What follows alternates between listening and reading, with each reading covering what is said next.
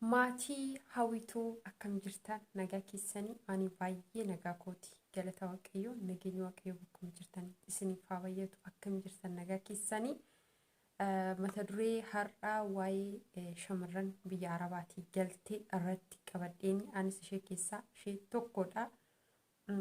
Waa'ee isaa wanan irraa laalii taazzabii tokko kanan dubbachuu dhufee innis maal jechuun keessan hin oolu nuti ijoollee biyyaarraa haga tokko parsantii dhibbas ta'uu baatu parsantii dhibba keessaa parsantii 25 shamarran biyya arabaa keessa jiraannu kuni shamarran biyya keessa jiraatan akkasuma bulaa keenya hiriyoota keenyarraa xiqqoo haga tokko addaadha. Kana yoo isiniin jedhu namummaan keenya isaanii adda isaan caalla jechuu koo osoo hin taane warroonni biyya keessa jiran jireenya biyya keessaa qofa kan isaan beekan kan isaan hubatan jechuudha. Nuti garuu jireenya biyya keenya keessaa qofa osoo hin taane biyya namaatitti jireenya garaagaraa arginee gallee jechuudha.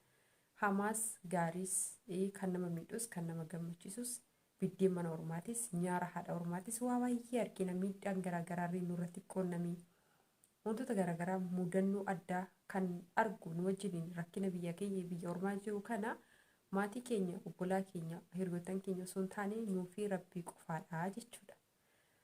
Kana hoggaasiniin jedhu tarii rakkoon isinirra ga'uu dhiisuu danda'a. Mana namaa keessatti garuu biyya namaa keessa jiraatanii rakkoon namarra ga'uun akkasuma haati namaa nama nyaartuun sobaa akka fiiteerri nama jaalattu akka fiiteerri namatti gammaddu guyyaa tokko tokko akka haadha ofiisanii miti jechuudha. Innaa akkasisiniin jedha. Kanaafiyyuu waa kana hunda arginee gallee immoo nuti ijoollee akka ijoolleen biyya keessaa babbaazawee dhugaa dubbachuu taanaan shamarran biyya arabaatii galte caala naqqaateerti.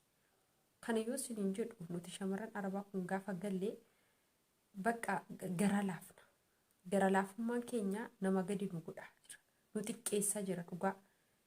Warri gaafa nuti asii gallu habaaboon dhibbatu boodetti nu eega.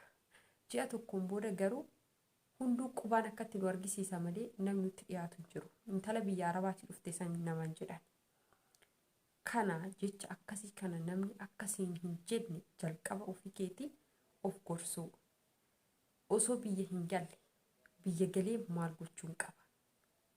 Ergan biyya galee asiif achi utaalee suuqirra ejjechuu birriin baankitti naqan isan baankii baasee namaa hiruu sarbaajii namaa bituu isa na fayyadamoo jireenya mataa koo jiraachuun na fayyada. Gaafa asii galtan amma shamarran tokko gaafa biyya arabaa kana galle maal goona? Birri jalqaba osoo galtee biyya namaa keessa gaafa turu kana namni keessa rafni keessadha kan kilaasii nuti dhufnee seennee rafu.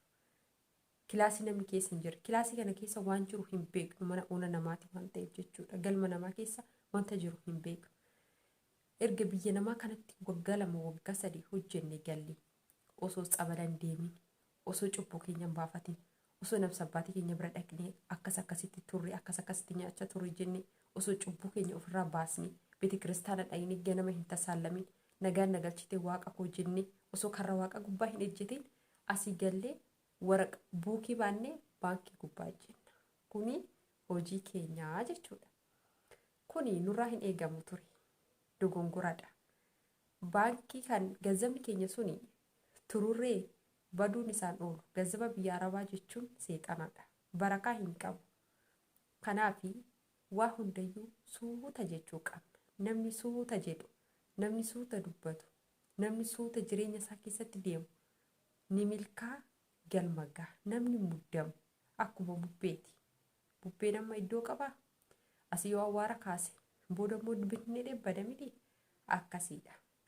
Kanaafiyyuu gaafa biyya keenyatti galle jalqaba nagaan galuu keenyaaf ragaa jennee firra asii hooyyeen dhufee garanaa garasii nu dhungatu hundi fira isinitti fakkaatina.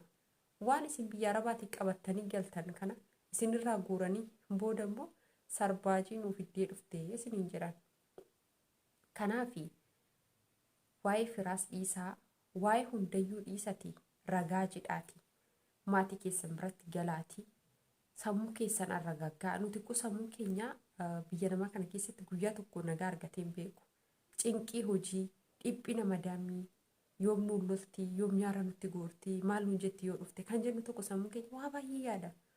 nama yaanni fakkaannee asirratti bareennee yoo haasofnu bareennee yoo suura kaanii Facebook irratti gadhiisnu miidiyaa garaagaraatti gadhiisnu garuu keessi keenya waan gammachuu qabu fakkaata akkasii miti dubbiin hundi keessanuu iyyuu ni beektanii shamarran akka kiyyaa mana madaamii dalagdan jechuudha. Kanaafiyyuu gaafa biyya keenya galle jalqaba qaddamnee maatii keenya wajjin ragaa hajennee waan nu barbaachisan hunda haasofnee waaqa keenya galateeffannee nagaan biyya keenyatti galuu keenya isa booda namsabbaatii keenya yaamnee rakkoo nurraa jiru hunda ofirraa xumuree gara beete kiristaanaa osoo mana baankiin deemi gara beete kiristaanaa deema.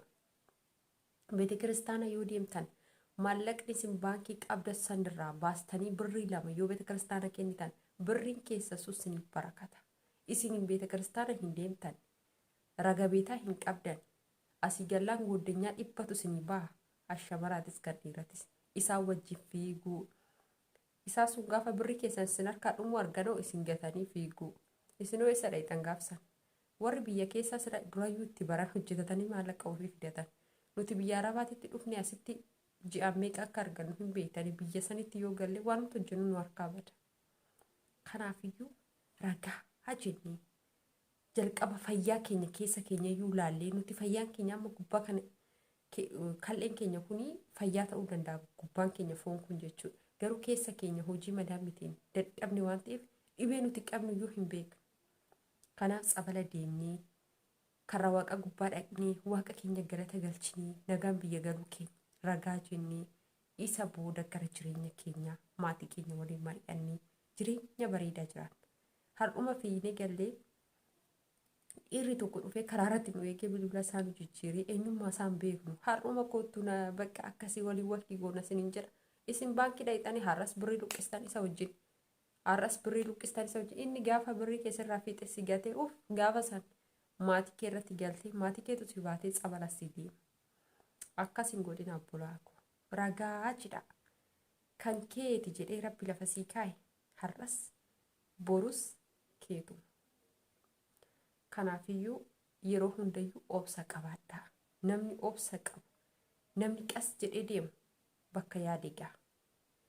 Kanaaf gizee biyya arabaatii galtan gabaa keessa fiiginaa, suuqirran fiiginaa, baankirran fiiginaa qassa jedha.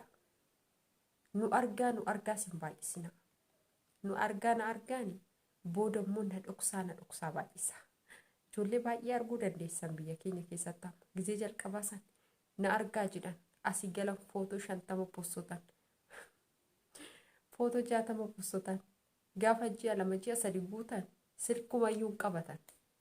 Isa fuutee daataa guuttattire birrii 5 birrii 10 ikkoo birqitti taate dhugaa siniin jedha soba sinitti fakkaachuu danda'a. Sirkii lafa godhanii sirkiin isaan cufaa ta'a. Kanarraa suuta jennee qusachuu. Eessumni kee, adaadaan kee, obboleettiin kee, obbolaayyeen kee dhufanii shiggaarii mana isaanii hunda rakkoo mana isaanii hunda yoo dhufanii sitti batan. Wayne osoon ani intalli keessan jiruumu araamman baankiidhaa baasee dhufee isin kenna ani osoon jiruumu maaltu sin galche. Obboleettiin kiyya jireenya mataa ishee jiraatti. Obboleessi kiyya jireenya mataa isaa jiraata. Maatiin kiyya jireenya mataa isaanii jiraata. Eessumni kiyya adaadaan kiyya akkasi. Maaltu na galchee rakkoo isaaniitti ganaa baankii dhaqee baasee isaanii kennee dammoo liqeechitii barra. 10,000 20 liqeechiti hojjedheen sii deebisedhaan gaafa ji'a 2 ji'a 3 guute birri kiyya sanaa deebisetti xirratti bilbilte bilbila jalaa cufata namni tokko si biraan ga'u. Kanaaf asii gallaan kostaarra ta'e dubartii dhiirri jechuudha dhugaa siniin jedha bultiidha. Dubartii akkamii akka barbaadu beektanii dubartii kostaarra barbaada. Maaliif garaa ofii nama hundaa hin kennitu. Garaa ofiitti ciniinnattee bakka kaayyoo ofii geechi. Kanaaf ushettanii garaan laafina nama kamiifiyyuu jechuudha. Garaan laafina bakka hundattiyyuu kostaarra ta'a. Unkaan maatii ofii biratti miti ama araboonni kun nama lashlaashaa zim jedhee ittuma qoflaa oduun jaalatan si'atanii mataarra sin baanu. Ijoollee kostaarra jaalatan. Wanti ati gochuu qabdu hojii kee irratti cimi. Nama kamuu kabaji. Nama kamuu jaaladhu. Kan humna hin qabne ka'iitti teechisi. Rakkataa beete kiristaana barriirra taa'u san dadhabaa san qarqaari. Echuma kee miila lamaan dhaabbatee harka lama qabu. ija qabu hojjetatee argachuu danda'u humna qabu isaa birrii liqeechuu dhiise birrii isaa liqeechitu sanirraa walakkaa kee godhu walakkaa iyyeessa barrii waaqatirra taa'ee beela na baasee boosan itti uwwisi waaqayyoon immoo isaanitti uwwiste san waan addaati si gammachiisuu danda'a. Waaqni koo bar hin argu jenna malee waan nuti hojjennu hunda gad ilaalee arga. Waaqayyo akka namaa miti. Namni rakkataa waaqayyoo gargaaree dhalli namaa kan dhala waaqayyoo waan ta'eef gaafa rakkataa waaqayyoo gargaarte waaqayyoo dhala koo karaarraa kaaste si jedha. Waa baay'ee si godha. Waa baay'ee si qarqara. Yeroo baay'ee waaqayyo hin yaadannu. Jireenya keenya keessatti irra caalaan keenya fira keenya yaadanna. Birri keenyan abdannee dhaadanna. Dogoggora kun birriin kee humna siin ta'u. Jireenya kee keessatti yeroo hunda kan waaqa sii ta'u, kan humna sii ta'u waaqa qofa. Bakka kuftee kan si kaasu maatii kee osoo hin taane waaqadha. Asumaan ergaa tokko sirriitti hima. Namicha tokkotu dhukkubsate. Namichi kun haabtii guddaa qaba. Fooqii qabaa, qabeenya qabaa. Garuu qabeenya isaa keessaa qabeenya yaa qabaatu qabeenya addunyaa malee qabeenya boruu dhaaltu mootummaatti seenuu qaba. Guyyaa tokko mana waaqayyoo dhaqee waaqayyoon galateeffatee hin beeku. Qabeenya san kan kenneef garuu waaqa. Guyyaa tokko qabeenya sanaa kennite yaa rabbi jedhee rabbi galata galchee hin beeku. Lubbu qabeeyyiin addunyaa kanarraa hundiyyuu olis fiigan gadis fiiganii akkuma allaattiin irra keessa fiigaa turte gaafa duutu reefishii lafarratti kufusan namni kamuu waaqayyo jalaa ba'uu hin danda'u mitiire. Kanaaf guyyaa tokko akka carraa ta'ee abbaa fooqi kun dhukkubsate. Ejjetee gaafa deemu, gaafa fayyaa qabu, gaafa ijaan laalu, gaafa harkaan hojjetatu waaqa galchee hin beeku galata. Gaafa dhibamsa yaa waaqa namaarii jedhee waaqa kadhate. Waaqayyo garuu akka namaa miti. Jalqaba waaqa yaadanni gaafa dhibamu waaqa yaadate. Qabeenya isaa san keessaa guyyaa takka mana waaqayyooti birrii tokko kennee hin beeku. Gaafa dhukkubsatu garuu waaqa yaammatee ilaalaa jiran keenya. Guyyaa tokko akkas ta'e erga dhukkubsatee booda mana yaalaa deeme. Gaafa mana yaalaa deemu dhukkubni isaa dhukkuba hamaa ture. Qilleessa baafachuu fi qilleessa fudhachuu hin danda'u ture. Kanaaf mana yaalatti miliyoona tokko isa gaafatan. Qilleessa baafachuu fi fudhachuu qofaa fi miliyoona tokko isa gaafatan. Yaa waaqaa jedhe ati qilleessa birrii takka siin baasne akkam barbaadetti fudhadhee galfadhee baafachaa ture. Qabeenya san akkasiin argadhee hojjetadhee guyyaa tokko siif galata galchee hin beeku. Argitanii guyyaa tokko waaqa galata galchee hin beeku. Oolmaati naa oolte oolma baay'een narra jira. Har'a qilleessaa natsaa fudhachaa ture har'a miliyoona tokko na gaafatanii jedhee of gaafatee gaafa dhukkubsatu waaqa yaadate ilaalaa. Dooktoriin maaliif akkas jette jennaan ani jireenya koo keessatti guyyaa tokko yaa rabbii koo galanni siif haa ta'u jedhee waaqa galata galchee hin beeku. Edaa kanan ejjedhee deemu hundi gargaarsa isaa malee dandeettii hin qabu jedhe. Waaqayyoon gaafa dhukkubsannes natsaa nu fayyisa. Birrii takka nurraa fudhatu. Gaafa fayyaa qabnus waa hunda guutee natsaa nu kenna. Garuu gaafa dhibamnu mana yaalaa yoo deemne namni maallaqa malee nu yaalu jira. Namichi sun maallaqas dhabee miti. Waaqa dagachuusaa guyyaa san yaadatee jechuudha. Isa booda fayyee qabeenyi isaa sun hundi akka hojii waaqayyootiin kennameef obbaree waaqayyoo ofiitii galata galchuu qabe.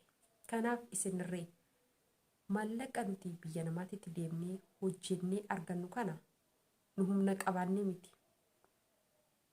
Kan rabbiin nu qoode, kan rabbiin kana argatta jedhee nu galmeessee galmeessaatarra jiru argachaa jirra. Kanaaf isa keessaa mana waaqayyooti. Yoo birrii 10 qabaanne birrii 5 mana waaqayyooti goone birrii 5 keenya yoo godhan birrii 5 san waaqayyoon miliyoona 5 gochuu danda'a. Hojiin isaa hojii dinqiidha waan ta'eef. Waaqayyoon namni wal tawadaaddaaru hin jiru. kan akka waaqayyoo qulqulluunis hin jiru.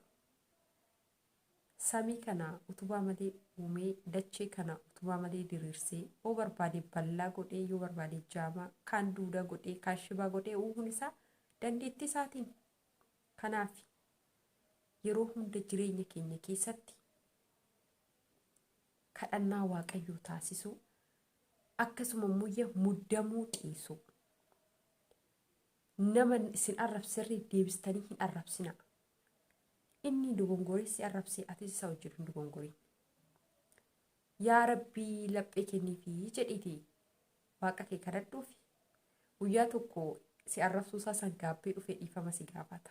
Ati callisuun kee sun isaaf deebii guddaa ta'aafi. Kanaaf nama sin jaalate jaaladhaa. Nama sin arrabse nama sin jibbes jaaladhaa. Nama kamuu hin jibbina. Namni nama jibbu hin jiru. Kan nama jibbu addunyaa kanarraa seexana qofaadha. Seexanaaf iddoo laatina yeroo hunda kadhannaa godhaa. Yoo biyya Arabaatii galtan hin muddamina ragaa jedha. Tidaarii seenuudhaa hin muddamina. Fira bira dhaquudhaa hin muddamina. Gabaa ba'uudhaa hin muddamina. Suuqii dhaquudhaa hin muddamina. Muddamni keessan kan macarrashaan immoo dhoksaa jedha bara. Silkumarree koo daatatti guuttachuu hin dandeessan. Kanaaf qassi jettanii jireenya keessan keessatti yoo deemtan bakka garaa keessan geechan. Akkasiidha. Yaada isinitti dheerechuu yaadni kiyya isinitti tolee itti fufeenaan jira. Koomentii irratti na barreessaa. Waan dogongorii yoo qabaadhe immoo na gorsaa.